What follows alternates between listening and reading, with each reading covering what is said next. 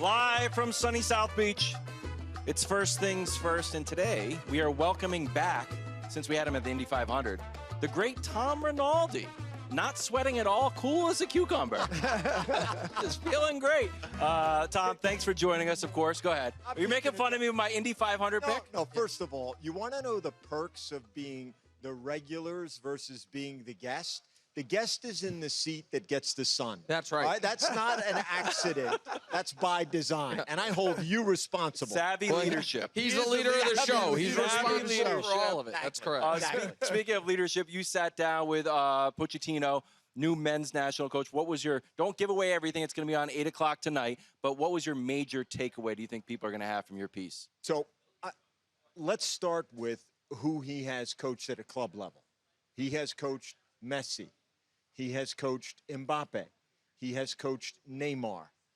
But one thing he hasn't done is coach any team wearing its flag on its chest. And I think that comes with a unique set of pressures, let alone a team that's going to play in its homeland.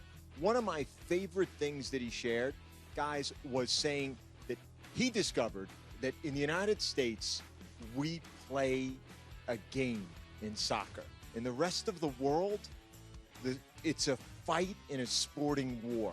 And he wants to try to change the culture from play to fight and understand that. That's a heavy lift. The results haven't been there yet, of course. It's early, but that's one insight into him. All right, well, under that context, I can't imagine he's thrilled that his leader's not has decided, I'm going to take this fight off, gentlemen. And so I asked Alexi, and I'll ask you, it seems like that wouldn't have been his choice to have Pulisic miss the Gold Cup. Do you think he regrets it all not taking a heavier hand and making it clear, Christian, we have to have you for the Gold Cup? I don't think there's any doubt about it, but I think he's trying to find his way early on. I think it's challenging to try to react in a way that doesn't alienate the clear star of the team, and also respects who is there. And so he's tried to present it as an opportunity. The problem with that is if there's not proof of concept, we talk about play versus fight by his own description. The first half against Switzerland, one side, the United States, was playing. Switzerland was fighting, and it was an absolute blowout. So it's been a very, very true. And listen, they're without a lot of other guys, too. Not just Christian due to fatigue, but injury, conflicts with the Club World Cup, etc. This is a very green roster, so I don't know that he can really be judged on the results so far. But listen, you can only manage who's there, and he needs to be held accountable to that. He would agree with that, bro. Do you think he can create that mentality here in America? Because, it's different here than some of the other countries that are the top countries. I mean, that's the challenge that remains, right? To see, and we often talk about this. I think you've been great on this, Brew, throughout your career. Does confidence come from great performance, or does great performance come from confidence? And I think great leaders in every sport that we see, great coaches and managers, they somehow hit both levers at the same time. They know when to protect a guy who's going through a fallow period of his confidence and still put him out there, still have him fight through his own hesitation. You can't do that if a guy isn't even there. And I think that's been a challenge so far. Tom, you've been in sports for a long time, 1994 to now, World Cup in North America. Have you come up with something beautiful on the evolution of U.S. soccer in this time? Are you working on this idea of kind of to join the last two World Cups in America? Listen, I don't think there's any debate about it that the sport has exploded around the world and its popularity and the values of the teams. If you look at the Premier League, for example, but if you look at the success of the United States women's team, that dynasty and what that has created in youth soccer across gender in this country, it's incomparable to what the leagues were like 31 years ago versus what they are like now, 30 years ago. So many young people play soccer now, and if there can be that spark, that momentum, that let's get out of the group stage, see what the United States can do, I think it can be a transformative cultural event for soccer moving forward. Change it from 10 years from now. Wow. And if people don't know, this year's World Cup will be different. Instead of 32 teams playing in the group stage and then the top half advancing and we're down to the round of 16, 48 teams in the group, the top 32 advance, and then it becomes a 5-round knockout instead of a 4-round knockout. In my opinion, we're already seeing some of the positives of that with a country like Uzbekistan and Jordan making the field. I think that's always an exciting thing that comes of a World Cup. We're going to have more of that. I know some of the purists don't love it, probably feel like it waters it down a bit. What do you think the biggest impacts, positive or negative, are going to come from the expanded field?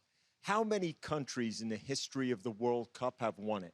It's 8, right? 8. Correct. 8. So we love Cinderella until we don't. Yeah. It gives the opportunity for more Cinderellas to create a momentum, a spark in their homelands, build a soccer culture, but up to a point. Then to the ultimate chalk king, then the chalk prevails, right?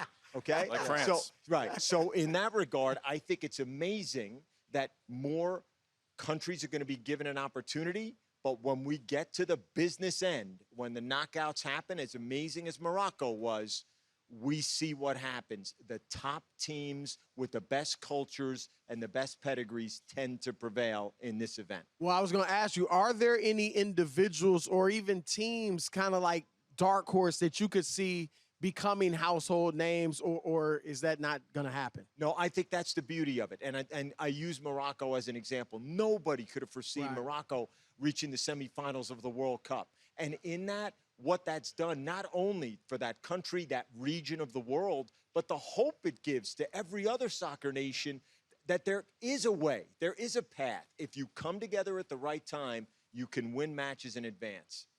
In 2016, LeBron James and Steph Curry met in the NBA Finals. It was their second of what would be 4 consecutive. And in, I think, probably around 2018, 19, certainly 2020, people thought, all right, that era is winding to a close. And while maybe their teams weren't championship contending top level this year, they were still the 2 biggest draws in the sport. Last World Cup, one of the storylines was the last dance for Messi and Ronaldo, and Messi ends up winning the whole thing. Now we're here. Ronaldo last week won a major tournament. With 2 goals. Right, with 2 goals. Messi is flirting with and probably going to play. What do you think it means for this World Cup that we're almost getting a bonus appearance by 2 of the 5 biggest names in the history of the sport? I think I love the question, Nick, and I think we love the romantic notion of going out on top. Why don't people go out on top? I'll tell you why they don't go out on top. Because they got to the top because they love it. Yeah. And no one wants to voluntarily hit the eject button. No one wants to do that, especially if you're still playing at a high level. If Messi doesn't start, if he's not in that first 11 and he comes off the bench in the second half, the 60-minute mark, you don't think that is going to draw every attention from the opponent? Yeah.